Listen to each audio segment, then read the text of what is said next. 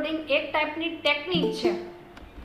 શું ટેકનિક છે? તો કે તમારા જે ઓપરેટર છે ને, એક્ઝિસ્ટિંગ ઓપરેટરને નવો મિનિંગ આપવાની એક ટેકનિક છે, એને કહેવાય ઓપરેટર ઓવરલોડિંગ.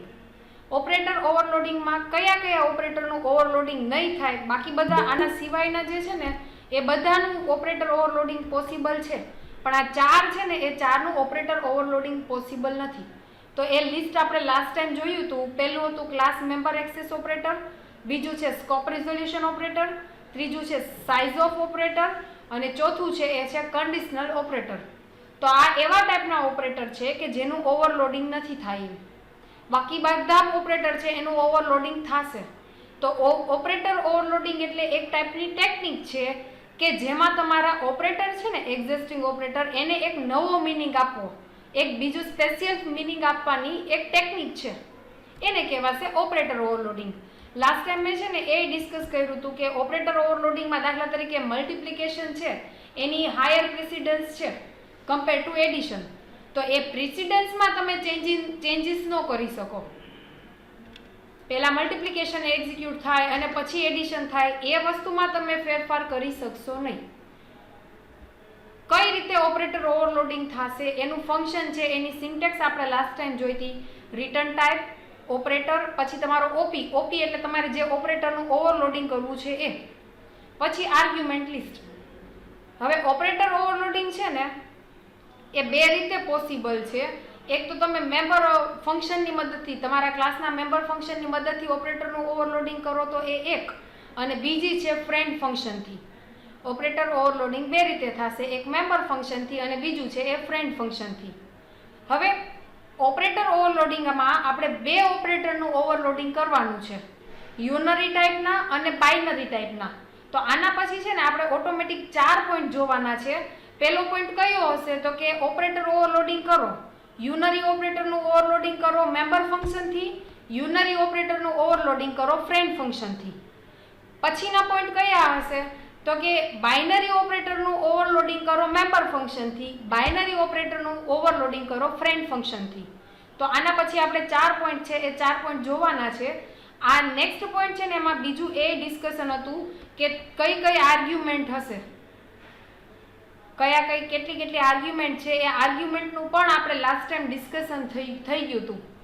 ઓકે, તો આ લાસ્ટ ટાઈમ આ પોઈન્ટના ડિસ્કશન થયું હતું. આમાં કોઈને કન્ફ્યુઝન છે? ઓપરેટર ઓવરલોડિંગ શું છે એ, એની સિન્ટેક્સ, એની ડેફિનેશન, આમાં કન્ફ્યુઝન છે?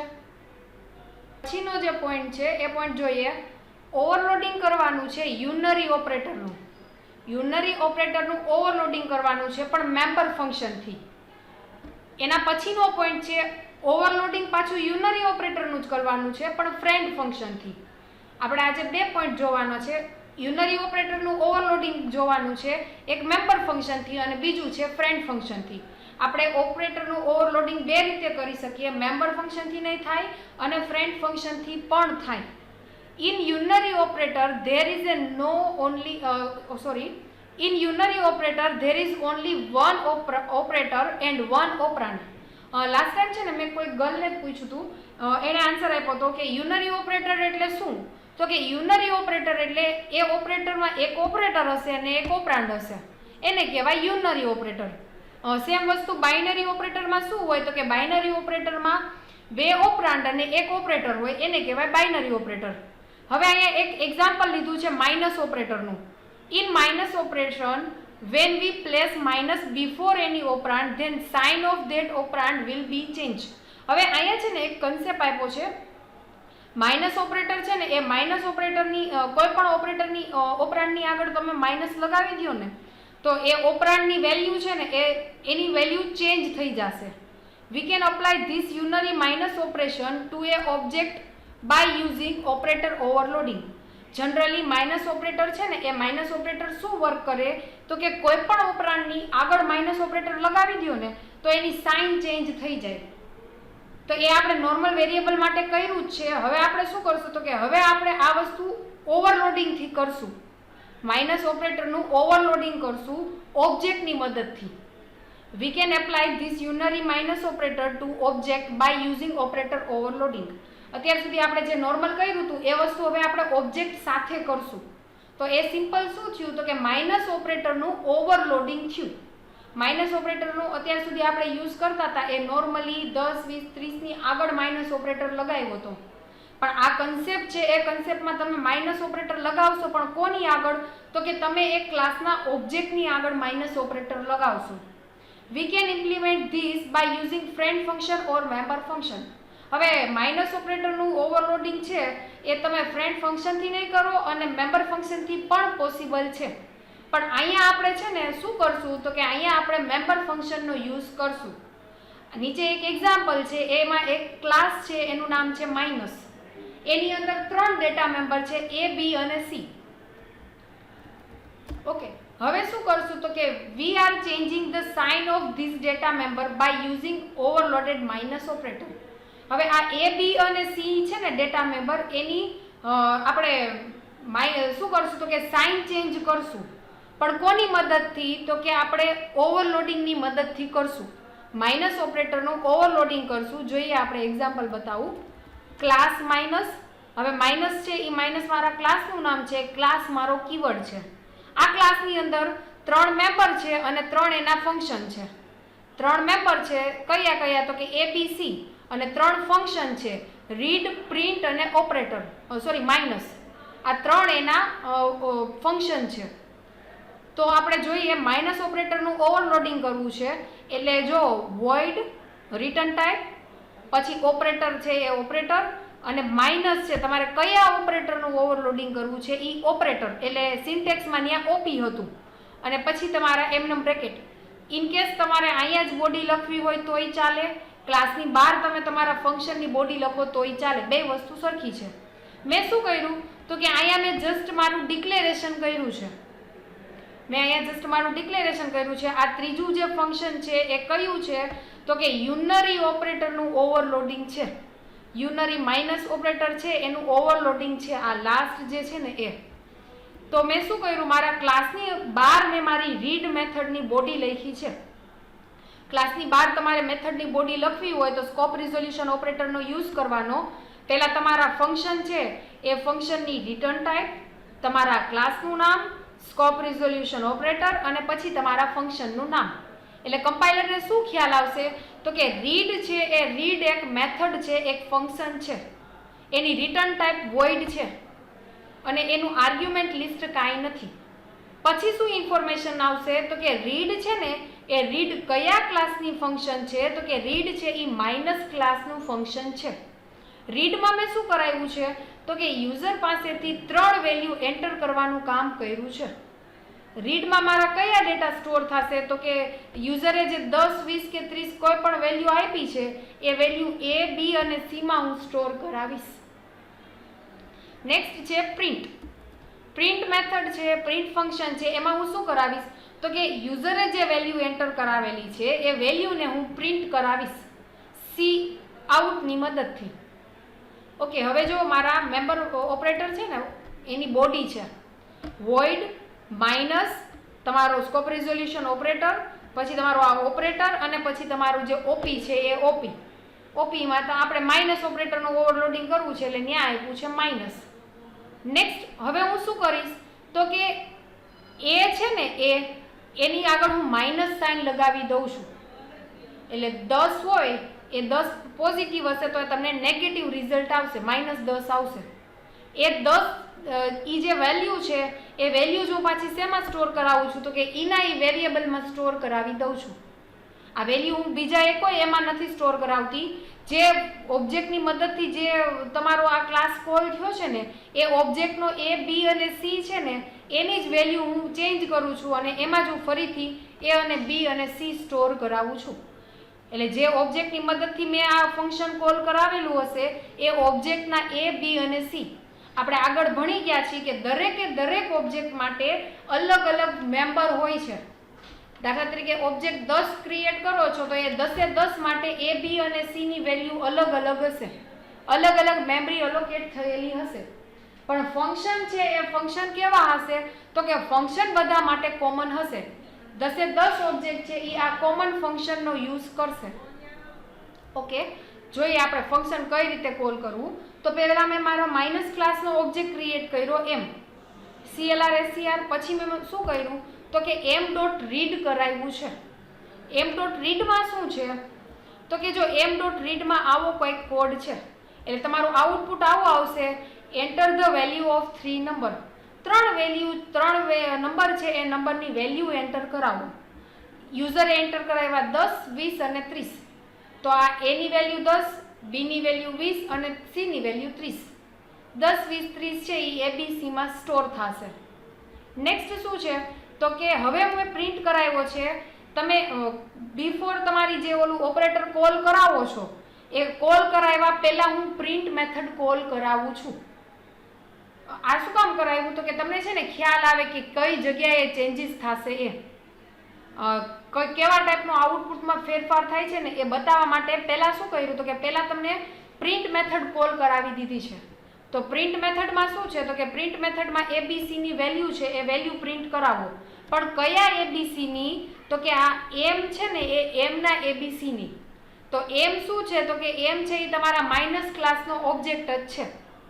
એમની પાસે ABCની વેલ્યુ કઈ રીતે મળી તો કે એમમાં છે ને એણે રીડ મેથડ કોલ કરાવી છે. તો રીડ મેથડથી શું થાય છે તો કે રીડ મેથડથી યુઝર પાસેથી વેલ્યુ આવે છે. એ યુઝર પાસેથી વેલ્યુ છે એ એમના ABCમાં સ્ટોર કરાવેલી છે. એમ ઓબ્જેક્ટ છે એ એમ ઓબ્જેક્ટના ABCમાં યુઝરે જે વેલ્યુ સ્ટોર રીડ એન્ટર કરાવેલી છે એ વેલ્યુ છે એ ABCમાં સ્ટોર થશે. પણ કયા ABCમાં તો કે એમ ઓબ્જેક્ટના ABCમાં. ઓકે, નેક્સ્ટ છે હવે જો મેં મારું ઓલું ફંક્શન છે એ ફંક્શન કોલ કરાવ્યું તો સિમ્પલ ફંક્શન કોલ થાય છે. માઇનસની સાઇન, તમારે કયા ઓપરેટરનું ઓવરલોડિંગ કર્યું છે એ ઓપરેટર અને તમારો ઓબ્જેક્ટ. એકચ્યુઅલી આ ઓપરેટર છે એ ઓપરેટર ઓટોમેટિક ઓલું ફંક્શન કોલ થશે અને આ જે m છે ને એ એમના ABC છે એ ABC અહીંયા પાસ થશે. એમના ABC છે એ ABC પાસ થશે એટલે અહીંયા a ની વેલ્યુ 10, b ની વેલ્યુ 20 અને c ની વેલ્યુ 30. હવે a ની વેલ્યુ 10, 20 અને 30 પોઝિટિવ છે એ વેલ્યુ નેગેટિવ થશે. એટલે હવે તમારા ABC ની વેલ્યુ શું આવશે તો કે -10, -20 અને -30 આવશે. હવે શું કર્યું તો કે આફ્ટર ચેન્જિંગ સાઇન ચેન્જ કરી અને ફરીથી હું m dot print method call કરાવું છું. આમાં કોઈને કન્ફ્યુઝન છે? એટલે તમને ફરીથી -10, -20, -30 આઉટપુટમાં મળશે. આ પ્રોગ્રામ સમજાણો. અહીંયા જો કમેન્ટમાં લખ્યું છે તમારું ઓલું ફંક્શન છે એ ફંક્શન કોલ થશે. તમે અહીંયા કોઈ વેરિયેબલ એ પાસ નથી કર્યા, તમે તમારા ક્લાસનો ઓબ્જેક્ટ પાસ કર્યો છે. તો આ માઇનસ ઓપરેટરનું ઓવરલોડિંગ થયું કહેવાય. આમાં કોઈને કન્ફ્યુઝન છે? ઓકે, નેક્સ્ટ છે ઉપરનો પ્રોગ્રામ છે ને એમાં તમે માઇનસ, દાખલા તરીકે મારા બે ઓબ્જેક્ટ છે m1 અને m2 છે. હવે -m2 = હું m1 કરી નાખું તો આ વસ્તુ સાચી પડશે નહીં. કોઈ મને કહેશે શું કામ સાચી નહીં પડે? આ વસ્તુ સાચી નહીં પડે, હું આ જ રીતે આનો યુઝ કરી શકીશ. શું કામ? તો કે ફંક્શન છે એ ફંક્શન કોઈ વસ્તુ રિટર્ન કરવાનું નથી. એટલે તમે અહીંયા આવું લખ્યું હોય તો આનો મતલબ શું થાય તો કે આ ઓપરેટર ઓવરલોડિંગનું ફંક્શન કોલ થશે અને જે રિટર્ન વેલ્યુ કરશે એ m1 માં સ્ટોર થશે. પણ એકચ્યુઅલી m1 માં મેં રિટર્ન કાંઈ વેલ્યુ કરાવેલી નથી.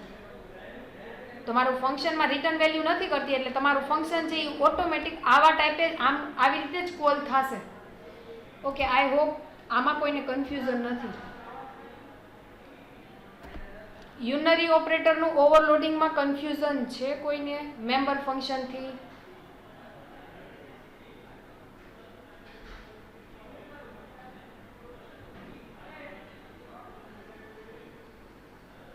Okay, good.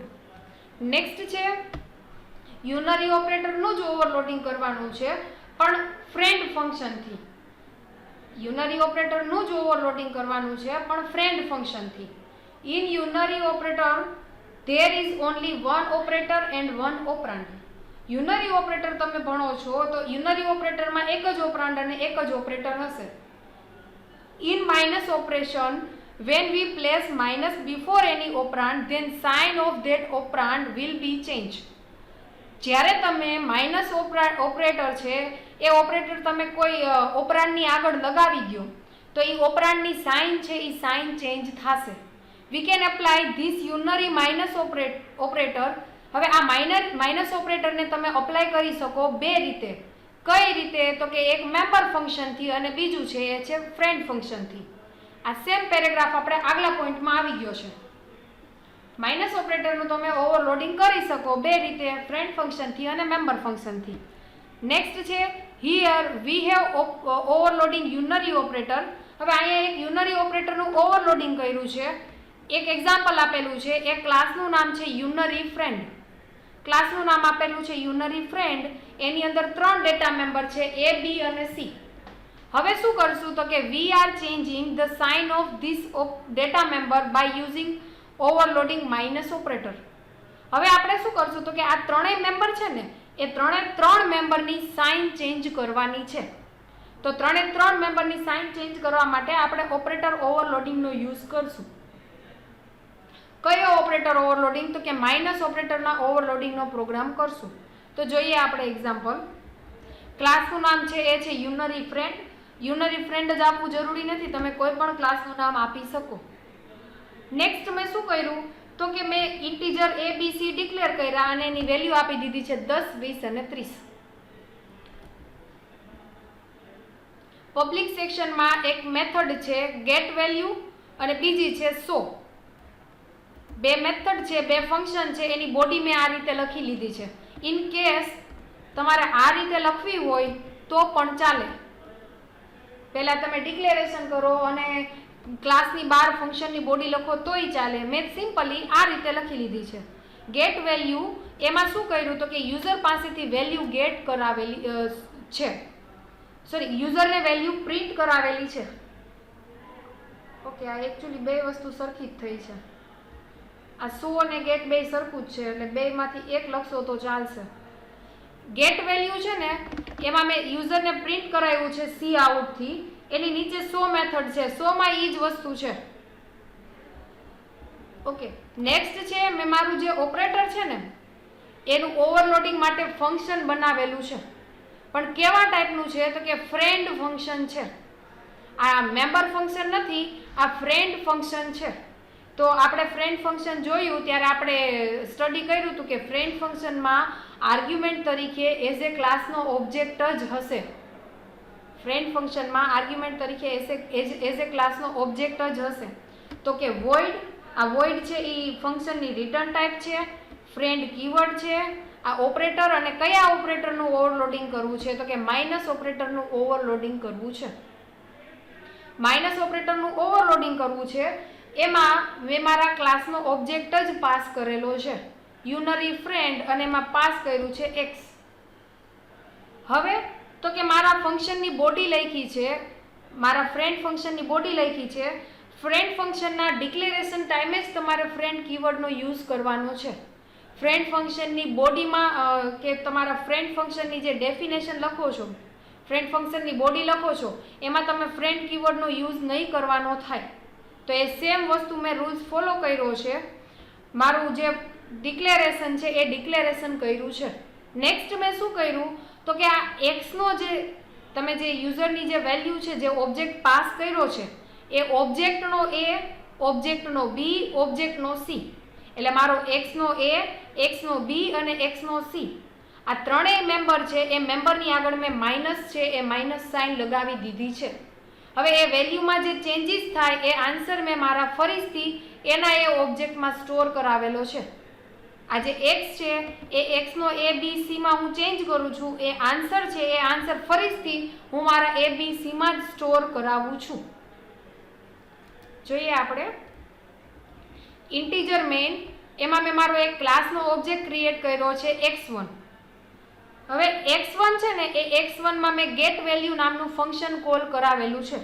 એકચ્યુઅલી છે ને બે ફંક્શન સરખું જ કરે છે. ગેટ વેલ્યુ છે એ બે ફંક્શન સરખું જ છે. પણ આમાં છે ને મે બી ગેટ વેલ્યુમાં હું સી ને લખી નાખું ને તો પ્રોપર થઈ જાય.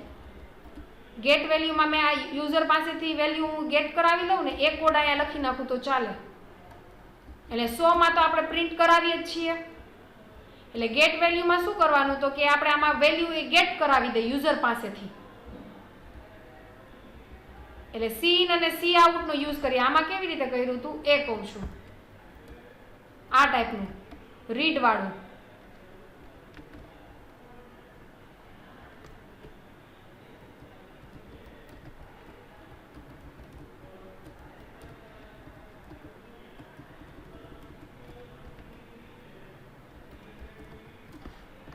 એટલે આ ટાઈપનું થઈ જાય તો તમારું મિનિંગ વાળો થઈ જાય થોડુંક ઈ ફંક્શન.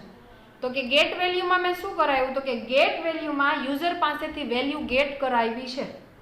હવે હું જે ઓલું ફંક્શન કોલ કરાવું ને એ પહેલાં મેં એક મેસેજ આપ્યો છે બિફોર ઓવરલોડિંગ.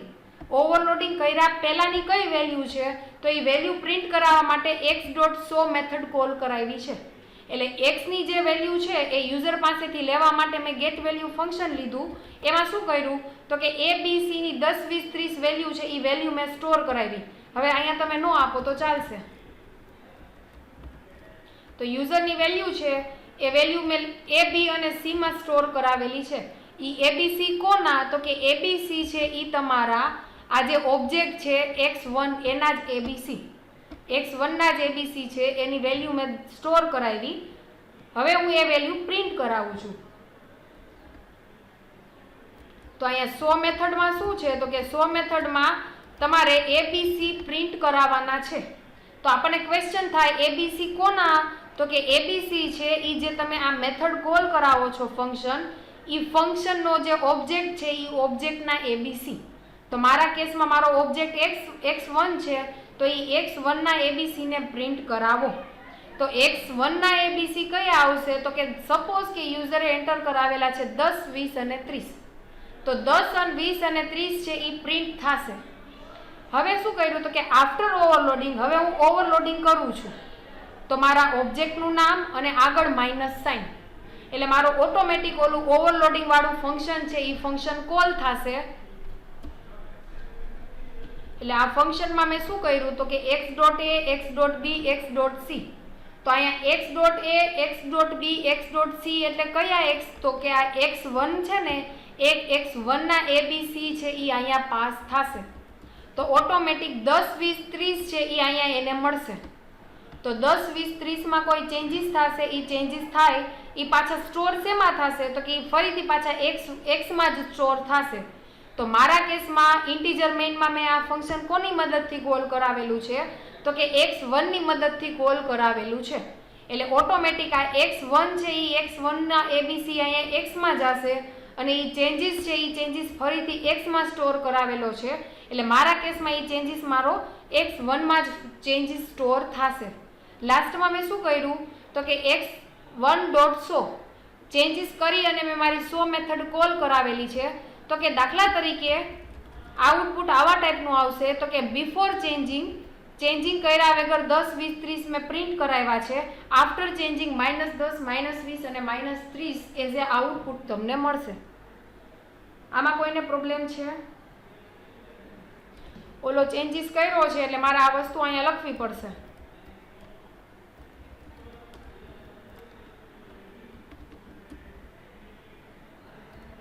એટલે આઉટપુટ તમારું આવા ટાઈપનું આવશે.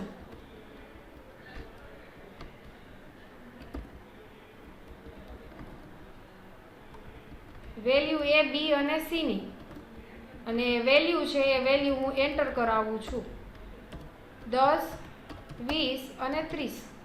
તો આઉટપુટ છે એમાં આવો ટાઈપનો ચેન્જીસ થશે. તો પહેલાં તમે ચેન્જ કરો છો એ પહેલાં તમને આઉટપુટ ડિસ્પ્લે કરાવ્યું 10 20 30 ચેન્જ થઈ અને તમને આઉટપુટ પ્રિન્ટ કરાવ્યું -10 -20 અને -30. ઓકે, આવા કોઈને પ્રોબ્લેમ છે?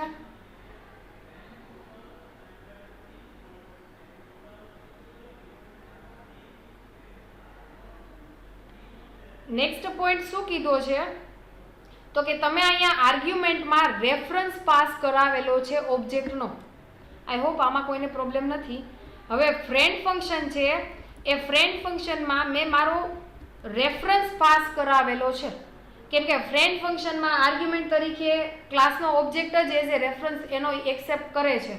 તો હવે તમે તમારા રેફરન્સ પાસ કરાવ્યો છે એટલે ઓટોમેટિક તમે શું કર્યું તો કે ઓરિજિનલ વેલ્યુ જ પાસ કરાવી દીધી છે. એટલે તમે જો તમારા ફંક્શનમાં ચેન્જીસ કરશો તો એ ચેન્જીસ તમારા ઓરિજિનલ વેરિયેબલની વેલ્યુ છે એમાં પણ ચેન્જીસ થશે. એટલે એટલા માટે અહીંયા રેફરન્સ પાસ કરાવ્યો છે એટલે એ વેલ્યુ અફેક્ટેડ થશે. આઈ હોપ આમાં કોઈને કન્ફ્યુઝન નથી.